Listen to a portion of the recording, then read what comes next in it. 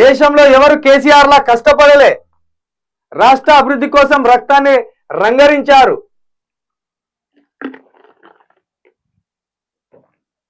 99% సమయాన్ని పాలనకే కేటాయించారు. అందుకే పార్టీపై అంతగా దృష్టి పెట్టలేదు. జనం బీఆర్ఎస్ వెంటే ఉన్నారనుకున్నాం. కాంగ్రెస్ కు అసలు సినిమా ముందుంది. పార్టీవి 420 హామీలని ప్రజలకు చెప్పాలి.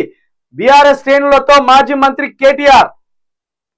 మీరు చెప్తాలో చెప్తలేరో బీఆర్ఎస్ వాళ్ళు, కానీ మా బాధ్యతగా మాత్రం ఒక మీడియాను నడిపిస్తున్న వ్యక్తులుగా మేము 100% ఈ మేనిఫెస్టో అమలు పరచాలని మాత్రం కొట్లాడతాం.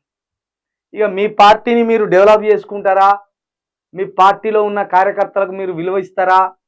మీ పార్టీలో ఉన్న కార్యకర్తలకు సముచిత స్థానం ఇస్తారా లేదా అనేది మీరు చూసుకోరు. కానీ ఈ 442 పేజీలలో ఉన్న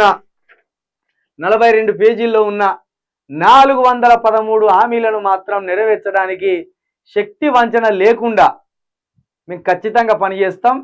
ఖచ్చితంగా మా పేద వర్గాలు, ముఖ్యంగా తెలంగాణ అనే ఒక రాష్ట్రం సగర్వంగా నిలబడేదాకా, సగర్వంగా ఈ దేశం ముందట తెలంగాణ రాష్ట్రం నెంబర్ 1గా ఉండే వరకు ఖచ్చితంగా పోరాడతాం. ఏమంటాడు కేటీఆర్ అన్న? దేశంలో కేసీఆర్ లాగా ఎవరు కష్టపడలేదు. ఇక దేశం గురించి మనకెందుకు, కానీ తెలంగాణ రాష్ట్రం గురించి మాట్లాడుకున్నాం. 99%ని పాలనకే కేటాయించారు. ఇక కొంచెం ఇది నమ్మశక్యం లేనట్టున్నది. ఎందుకంటే ప్రగతి భవన్లోకి ఎవరినేమో రానియకపాయ, ఏ ఆఫీసర్ ఆ లోపలికి రావద్దా, ఇవన్నీ ఇదే ఎక్కువ. మీరు మేమనేది కాదు, ప్రజల్లోకి వెళ్ళిపోయింది ఆల్రెడీ. ఈరోజు ఈ సిల్క ప్రవీణ్ మాట్లాడితేనే ఇది జరుగుతుంది అనుకుంటే తప్పు.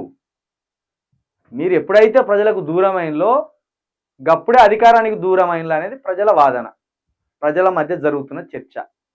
సరే, ఇప్పటికైనా అధికారం కోల్పోయింది కాబట్టి సామాన్య ప్రజలకు దగ్గరగా ఉండండి.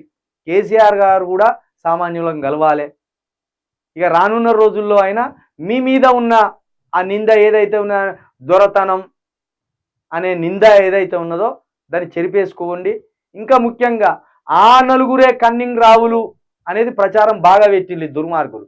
రేవంత్ రెడ్డి కావచ్చు, కాంగ్రెస్ పార్టీ కావచ్చు, లేకపోతే యూట్యూబ్ సోషల్ మీడియాకు సంబంధించిన కొంతమంది కాంగ్రెస్ బీజేపీకి సంబంధించిన సోషల్ మీడియా వ్యక్తులు మీ మీద కన్నింగ్ రావులు అనే ఒక పదాన్ని రెగ్యులర్గా రుద్ది అదే నిజమనే దాకా తీసుకొచ్చింది. కాబట్టి దాని నుండి, ఆ విష ప్రచారం నుండి బయటపడి అందరికీ సామాన్యులకు అందుబాటులో ఉండండి. ఇక పార్లమెంట్ ఎన్నికల్లో మరొకసారి చెప్తున్నా, కాంగ్రెస్ ఎప్పటికప్పుడు చేస్తున్న విష ప్రచారాన్ని, దుష్ప్రచారాన్ని, ఫేక్ ప్రచారాన్ని తిప్పికొట్టండి. బీఆర్ఎస్ కార్యకర్తలు మీరు తిప్పికొట్టండి. ఇక మీ నాయకులు మిమ్మల్ని ఈ కంచెలు పట్టించుకోవాలి. మీరు పడ్డ గోస తెలుసు.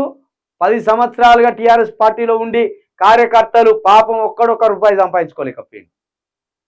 ఎమ్మెల్యేలు తప్పించి కింది స్థాయి కార్యకర్తలు ఎవ్వరు బాగుపడలేదు. కాబట్టి ఇప్పటికైనా కార్యకర్తలను పట్టించుకొని వాళ్ళని ఉపయోగించుకొని కష్టపడితే పార్లమెంట్ ఎన్నికల్లో మంచి సీట్లతో బయటపడతారు.